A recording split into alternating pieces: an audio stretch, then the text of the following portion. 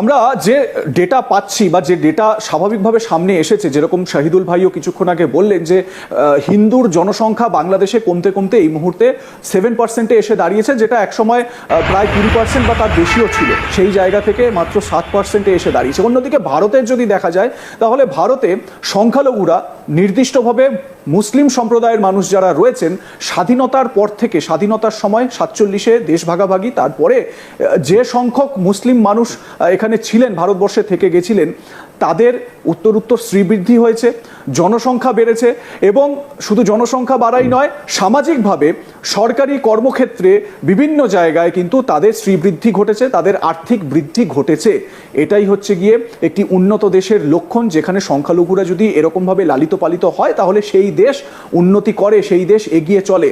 অন্যদিকে বাংলাদেশের অবস্থা দেখুন, পাকিস্তানের অবস্থা দেখুন, স্বাধীনতার পরবর্তী সময় থেকে 47-এর পর থেকে ক্রমাগত হিন্দুদের জনসংখ্যা কমে এসেছে। তার নেপথ্যে কি? তার নেপথ্যে হচ্ছে হিন্দু সংহার, তাদেরকে কনভার্ট করে দাও, কনভার্সন, জোর করে কনভার্সন করা, না মানলে তাদেরকে জানে শেষ করে দাও, হিন্দু নারীদের ওপর তাদের ধর্ষণ করা, তাদেরকে তাদের সম্ভ্রম নষ্ট করা ইত্যাদি, এই সমস্ত ঘটে চলেছে।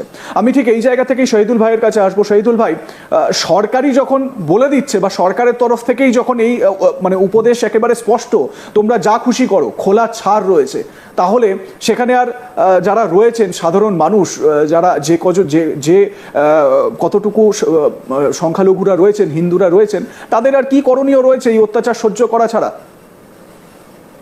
দেখুন, আমি রাষ্ট্রীয় পৃষ্ঠপোষকতায় এই সন্ত্রাস হচ্ছে বাংলাদেশে, এটা নিয়ে কোনো সন্দেহ নেই। তার প্রধান একটি উদাহরণ হচ্ছে চিন্ময় কৃষ্ণ প্রভু।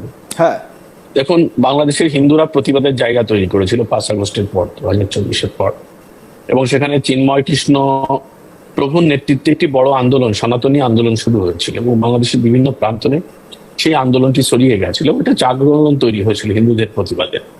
সেই জাগরণটা কিন্তু সরকারের বিরুদ্ধে ছিল না, সেই জাগরণ ছিল সাম্প্রদায়িক শক্তির বিরুদ্ধে, হিন্দু নিধনের বিরুদ্ধে, হিন্দুদের শান্তির পক্ষে এবং সেখানকার হিন্দুদের সুরক্ষার পক্ষে। তো সেই আন্দোলনটি কিভাবে দমন করা হলো তা তো আপনারা দেখলেনই, আমরাও দেখলাম। সেই আন্দোলনটি পরিকল্পিতভাবে দমন করা হলো, হিন্দুদের উপরে রাষ্ট্রদ্রোহিতার অভিযোগ এনে এই চিন্ময় কৃষ্ণ প্রভুকে আটক করা হলো, এবং আজকে প্রায় 10 মাসের অধিক সময় এই চিন্ময় কৃষ্ণ প্রভু যিনি জেলে আটক রয়েছেন, এবং তাকে কোনো রকম জামিন তো দেওয়ার কথা দূরের কথা, তার সুচিকিৎসা পর্যন্ত দেওয়া হচ্ছে না, এবং হসপিটালে তার মানবিক জীবনযাপন চলছে। আমরা জানতে পেরেছি যেটা তাকে ঠিক মতো খাবার পরিবেশন করা হয় না। আপনি জানেন যে সাধু সন্ন্যাসীদের খাবার একটু ডিফারেন্ট হয়ে থাকে, এবং তাকে চিকিৎসা দেওয়া হচ্ছে। এবং বাংলাদেশে মানে আইনহীনতার যে সংস্কৃতি চালু হয়েছে, সবচেয়ে বড় যে জায়গাটি, সেটি হলো সরকারের পক্ষ থেকে স্পষ্ট করে আইন আদালতকে নির্দেশনা দেওয়া হয়েছে যে সরকারের মানে ছাড়া, কি বলে, অনুমতি ছাড়া কাউকে জামিন দেওয়া যাবে না। তো সেই জায়গায় দাঁড়িয়ে চিন্ময় কৃষ্ণ প্রভুরা জামিনও পাচ্ছেন, এবং এটি মূলত করা হচ্ছে যে বাংলাদেশের হিন্দুরা যাতে প্রতিবাদ না করে, এবং এই প্রতিবাদ না করার এই যে পলিসি, এই পলিসির বিপরীতেও তারা আরেকটা পলিসি দাঁড় করিয়েছে। সেখানে কিছু হিন্দুদেরকে তারা তাদের সুযোগ সুবিধা দিয়ে এই নিজেদের পক্ষে দাঁড় করিয়েছে, যারা সংখ্যায় খুবই কম, মানে এই 7%-এর -% কাছাকাছি, মানে 2, 4, 10 জন, 20 জন, 50 জন, তাদেরকে সামনে এনে বলা হচ্ছে যে না, বাংলাদেশের সংখ্যালঘুরা ভালো আছে, তারা স্বর্গে আছে। এবং কেউ কাউকে, কোনো হিন্দুকে দিয়ে ডকুমেন্টারি বানানো হচ্ছে যে হিন্দুদের বিরুদ্ধে ভারতীয় মিডিয়া অপপ্রচার করছে, ভারত অপপ্রচার করছে, বাংলাদেশে সংখ্যালঘু নির্যাতন হচ্ছে না। কোনো হিন্দু ওই জামাত ইসলাম, ইসলামী ঐক্য আন্দোলন, ইসলামী আন্দোলন, যারা এই সব মবের সঙ্গে জড়িত, তাদের সমাবেশে চলে যাচ্ছে, যে তারা বক্তব্য দিচ্ছে। তো এই যে পলিসি, এই পলিসিটা মূলত পাকিস্তানের মতো পলিসি। পাকিস্তানে এই পলিসি অ্যাপ্লাই করে কিন্তু হিন্দু শূন্য করা হয়েছে, এবং সেই ধারাবাহিকতাই ইউনূস সরকার নিয়েছে, এবং তার যে দোসর ইউনূস সরকারের যারা সহযোগী, এই সাম্প্রদায়িক শক্তি, তারা সেটাকে ধারণ করেছে। এবং বাংলাদেশে যেটি আপনি বললেন যে আন্দোলন সংগ্রাম তো দূরের কথা, প্রতিবাদটুকু করতে দেওয়া হচ্ছে না। কারণ প্রতিবাদ করলে তাদের মৃত্যু হুমকি দেওয়া হচ্ছে, পরিবারকে দেওয়া হচ্ছে, তার আত্মীয় স্বজনকে দেওয়া হচ্ছে, নানাভাবে এটি করা হচ্ছে। ইভেন সবচেয়ে বড় জায়গাটি হলো যে আপনি যখন নির্যাতন নিপীড়নের শিকার হচ্ছেন, তখন আপনাকে মিডিয়া ট্রায়ালে ফেলা হচ্ছে। তো মানে এখন তো বাংলাদেশের মিডিয়া আপনি জানেন যে রিসেন্টলি যে ঘটনাটি ঘটিয়েছে, যে পাকিস্তান ভারত যুদ্ধে, ইরান ইসরায়েল যুদ্ধে বাংলাদেশের মিডিয়া কাদেরকে ইনফরমেশন ওয়ার চালিয়েছে, একদম বাংলাদেশি মিডিয়া, একদম বাংলাদেশের মিডিয়া এখনো সেই ইনফরমেশন ওয়ারটাই চালাচ্ছে হিন্দুদের বিরুদ্ধে, যে হিন্দুরা বাংলাদেশে নির্যাতন হচ্ছে না। আমরা যখন দেখলাম যে কুমিল্লার মুরাদনগরে একজন মহিলাকে রেপ করে তার বিবস্ত্র ছবি ছাড়িয়ে দেওয়া হলো, একদমই আমরা যখন প্রতিবাদ করলাম তখন দেখলাম যে কিছু হিন্দুও বলছে যে না, এরকম কোনো ঘটনা ঘটেনি। কিন্তু পরের দিন যখন রাষ্ট্র থেকে বিবৃতি দেওয়া হলো যে এরকম ঘটনা ঘটেছে, তখন তারা চুপসে গেল। এবং একেবারে শাহিদুল ভাই, আমরা এখানে নির্যাতিতার বক্তব্য একবার একটু শোনাই, কতটা ভীত কতটা সন্ত্রস্ত একবার শোনাবো।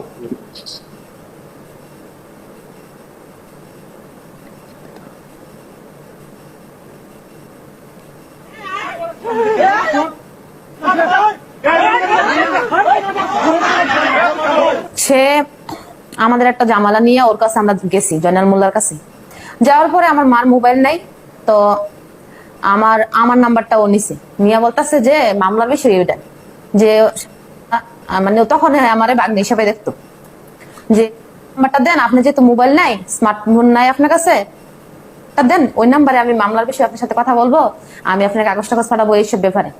তখন আস্তে আস্তে আমার লোক ফেসবুকে অ্যাড হইছে, আমার বড় ভাই বর্দা, ও আমার না করছে যে ওর সাথে কি লেগে অ্যাড হইছো তুমি, আমার অনেকেই আরো বলছে। তা আমি বলছি যে জামালাটার বিষয়ে ওর লোকে অ্যাড হইছি, অন্য কিছুই না। তখন আমি বিশ্বাস করছি না ও যে এত খারাপ, আমার ভাই তখনই আমার সাবধান করছে।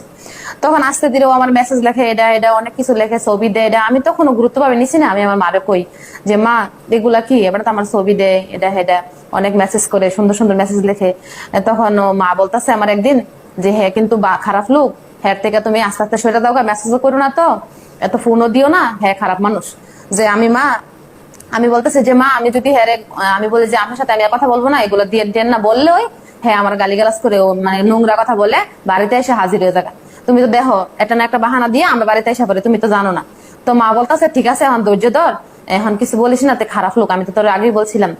এরপরে এগুলা বলতে বলতে হঠাৎ একদিন বিদেশ চলে গেছে হজ করতে, হজ নাকি করবো। তো হজ করতে গেছে, তখন আমার মা বলতেছে যে এখন মকা আছে, তুই তার ব্লগ দিয়ে দে, খারাপ মানুষ, তুই যখন 2-3 মাস লেগে হজ করতে গেছে, এখন ব্লগ দিয়ে দিলে এখন আর তুই কিছু করতে পারবো না। তা আমরা যেহেতু হিন্দু, মান সম্মানের বই এতদিন সমাজের কারোর কাছে বলি নাই, বা হ্যাঁ ওই ভাই রহিম পারভেজ চেয়ারম্যান, বর্তমান চেয়ারম্যান, আমাদের কয়েকজন টুকটাক মানুষের কাছে আমরা বলছি, সবার কাছে বলি নাই, কারণ হিন্দু তো আমরা একটু ভয় পাই মান সম্মানের। সে আমাদের একটা জামালা নিয়ে ওর কাছে আমরা গেছি, জয়নাল মোল্লার কাছে। যাওয়ার পরে আমার মার মোবাইল নাই, তো দর্শক বন্ধুরা আপনারা শুনলেন হিন্দু এই মহিলার বক্তব্য। শাহিদুল ভাই স্পষ্ট তার বক্তব্যে যে ভয়, কতটা আতঙ্কে রয়েছেন সেটা স্পষ্ট। একই সঙ্গে তিনি এটাও বলছেন যে আমরা তো হিন্দু, মান সম্মানের ভয় পাচ্ছি, সেই কারণে বলতে পারছি না। বাংলাদেশে প্রত্যেকটি হিন্দু বাড়িতে একই রকম সিচুয়েশন এই মুহূর্তে বিরাজ করছে। শাহিদুল ভাই। একদমই তাই স্বপন, বাংলাদেশের যে পরিস্থিতি, মানে হিন্দুরা নির্যাতন নিপীড়নের শিকার হচ্ছে, কিন্তু তারা বলতে পারছে না, কারণ কাকে বলবে? আমি তো বললাম যে রাষ্ট্রযন্ত্র যখন মদত দেয় এসব সন্ত্রাসীদের, তখন প্রতিবাদ কার কাছে করবেন, কে আপনাকে সাপোর্ট দেবে? তো সেই জায়গাটি তো তৈরি হচ্ছে না। আর এখানে সবচেয়ে বড় সমস্যাটা বাংলাদেশে এই মুহূর্তে হয়েছে, সেটি হচ্ছে যে এই যে বাংলাদেশের সংখ্যালঘু সম্প্রদায়, এরা যে সৌহার্দ্য সম্প্রীতির মধ্য দিয়ে বসবাস করতো বাংলাদেশে, তারা যে মানুষগুলো তাদের পাশে দাঁড়াতো মুসলিম সম্প্রদায়ের, তারা 2024-এর 5 আগস্ট ঘর বাড়ি ছেড়ে পালিয়ে গেছে, নিজেদেরই জীবন বাঁচছে না। তাদেরকেও ঠিকই একই কায়দায় এর চেয়ে বিভৎসভাবে হত্যা করা হয়েছে, লুটপাট করা হয়েছে, ভাঙচুর করা হয়েছে। সেই সম্প্রদায়ের মানুষগুলো এদের পাশে আজ দাঁড়াতে পারছে নেই, তাদের পরিবারকেই তারা সেভ করতে পারছে না। তখন এই সম্প্রদায়ের মানুষদেরকে কারা মানে সেভ করবে?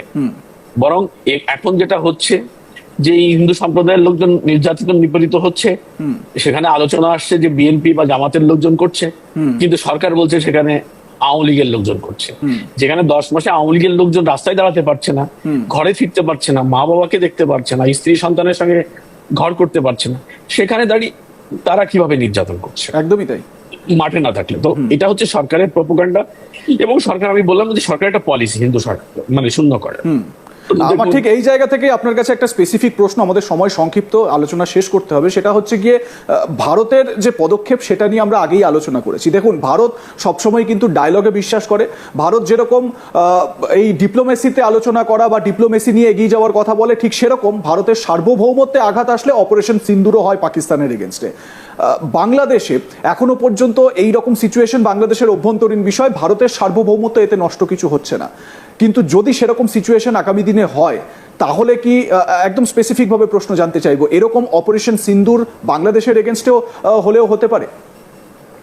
দেখুন, এটা তো ভারতের পলিসির ব্যাপার, কিন্তু বাংলাদেশে যেভাবে সাম্প্রদায়িক শক্তি এবং জঙ্গিবাদের উত্থান ঘটাচ্ছে, এবং যাদের বিরুদ্ধে অপারেশন সিন্দুরের কথা বললেন, সেই অপারেশন সিন্দুর কিন্তু বাংলাদেশে, তারাই কিন্তু বাংলাদেশটাকে অপারেট করছে। সেই আইএসআই বাংলাদেশের অভ্যন্তরে ঢুকছে, তাদের কর্মকর্তারা। কালকেও আমরা দেখতে পেয়েছি, বিভিন্ন ইন্টেল সোর্স আমাদেরকে জানিয়েছেন যে পাকিস্তানি 4 জন জেনারেল কক্সবাজার কেন্দ্রিক একটি সেনা ঘাঁটিতে তারা পরিদর্শনে গেছেন। হঠাৎ করে তাদের পাসপোর্ট পর্যন্ত আমরা দেখতে পেয়েছি, মানে এটা কনফার্ম খবর। তো আইএসআই যেখানে যে দেশে ঢুকেছে, তারা সে দেশটাকে ধ্বংস করে দিয়েছে, জঙ্গি রাষ্ট্রে পরিণত করেছে। আমি বারবার একটা জিনিস বলি, শুনুন স্বপন, আমাকে একটু যদি সময় দেন বলি, যে দেখুন 1947-এর পর ভারত এবং পাকিস্তান নামে যে দুটো রাষ্ট্র হয়, তার মধ্যে পাকিস্তান কিন্তু আজ অব্দি রাষ্ট্র হতে পারেনি। ভারত একটি রাষ্ট্র হয়েছে, এবং পাকিস্তান ভেঙে বাংলাদেশ নামে একটি নতুন রাষ্ট্র হয়েছিল, এবং সেটি চেষ্টা করেছিল রাষ্ট্র হিসেবে বিশ্ব দরবারে প্রতিষ্ঠিত করতে। কিন্তু পাকিস্তান সেটা হতে দিল না। এই 2024-এর জুলাই আগস্টে তারা তাদের জঙ্গি সমর্থিতদের দিয়ে একটি নির্বাচিত সরকারকে উৎখাত করার মধ্য দিয়ে বাংলাদেশটাকে তাদের কাতারে নিয়ে গেল। তারা কারা? পাকিস্তান হচ্ছে একটি, আমি আবারও বলছি যে পাকিস্তান কোনো দেশ না, রাষ্ট্র না। পাকিস্তান একটা ভাড়াটিয়া সন্ত্রাসী গোষ্ঠী, যারা বিভিন্ন জায়গায় ভাড়ায় জঙ্গি সরবরাহ করে থাকে, যুদ্ধ করে থাকে। এটা হলো পাকিস্তান। তো সেই পাকিস্তান বাংলাদেশের অভ্যন্তরে ঢুকে গেছে 2024-এর আগস্টে, এবং তারা সেই জঙ্গিবাদের চেতনা, তাদের যে কাতারে নিয়ে বাংলাদেশকে সেই কাতারে নেওয়ার জন্যই তারা এখন কাজ করে যাচ্ছে। যে বাংলাদেশ আমাদের ছিল, আমরা সেরকম পূর্ব পাকিস্তানটাকেই আবার আমরা ফিরাই আনতে চাই, এটি তাদের প্রচেষ্টা। তো সেখানে দাঁড়িয়ে ভারতের নিশ্চয়ই এটি নিরাপত্তার জন্য হুমকির কারণ হচ্ছে দিনের পর দিন। যে কথাটি আপনি শুনতে চাচ্ছেন আর কি, যে প্রতিটা দিনই ভারতের জন্য উদ্বিগ্ন হওয়ার কারণ তৈরি হচ্ছে বাংলাদেশের অভ্যন্তরে।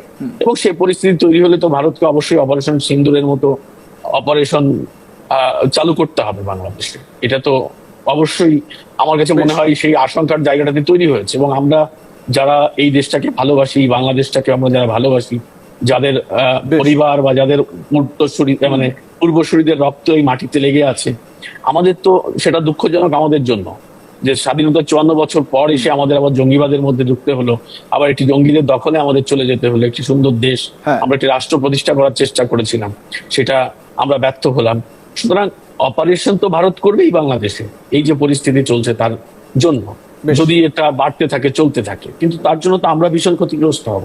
আমরা যারা বাংলাদেশ প্রেমী মানুষ, যারা বাংলাদেশটাকে হৃদয়ে ধারণ করি, তাদের জন্য অনেক ক্ষতির কারণ হবে। কিন্তু আমরা তো অসহায়। দেখুন, আজকে আমরা দাঁড়িয়ে, আজকে আমরা এই হিন্দু, মুসলিম, বুদ্ধ, খ্রিস্টান, অর্থাৎ বাঙালির একটা রাষ্ট্র ব্যবস্থা। আমি বারবার বলি আপনাদেরকে যে বাংলাদেশ কিন্তু বাঙালির রাষ্ট্র ব্যবস্থা। এটা হিন্দুর রাষ্ট্র, মুসলিমের রাষ্ট্র, বৌদ্ধের রাষ্ট্র, খ্রিস্টানের নয়। সেই বাঙালির রাষ্ট্র ব্যবস্থাটাকে আপনি জঙ্গি রাষ্ট্রে পরিণত করলেন। সেইখানে আমাদের তো আজকে দুঃখের শেষ নেই। আমাদের মানে আমি তো আবেগী হয়ে পড়ি, আমার কান্না আছে এসব ভাবলে, যেটা জঙ্গি গোষ্ঠী একটি স্বাধীন সার্বভৌমত্ব বাঙালির রাষ্ট্র ব্যবস্থা দখল করে নিল, যেটা বঙ্গবন্ধু একটা বাঙালির জন্য আলাদা রাষ্ট্র ব্যবস্থা কায়েম করেছিল। সেই রাষ্ট্র ব্যবস্থাকে আমাদের সামনে জলাঞ্জলি হয়ে গেল, আমরা পারলাম না রক্ষা করতে। এটা আমাদের জন্য দুঃখের। এখন আসলেই সত্যির কথা বললে কি, আমি আগে বলতাম যে বাংলাদেশের হিন্দুদের জন্য শেখ হাসিনার অনেক দোষ ত্রুটি আছে, কিন্তু অনলি হোপ ছিল শেখ হাসিনা বাংলাদেশের হিন্দুদের জন্য। এটা আজকে হারে হারে টের পাচ্ছি, আমরা বাংলাদেশের হিন্দুরাও টের পাচ্ছে। সুতরাং এখানে দাঁড়িয়ে আমাদের স্বপন, এখন আমাদের বলতে হয় যে শেখ হাসিনার পর আমাদের হোপ বাংলাদেশটাকে রক্ষার শুধু ইন্ডিয়া। আর আমাদের অনেক ধন্যবাদ আপনাকে। 71-এর মতো যদি ইন্ডিয়া আমাদের পাশে না দাঁড়ায়, তাহলে এই দেশটা জঙ্গিবাদের রাষ্ট্র কায়েম হয়ে যাবে। আমাদের আর কোনো আলোর পথ নেই। আমাদের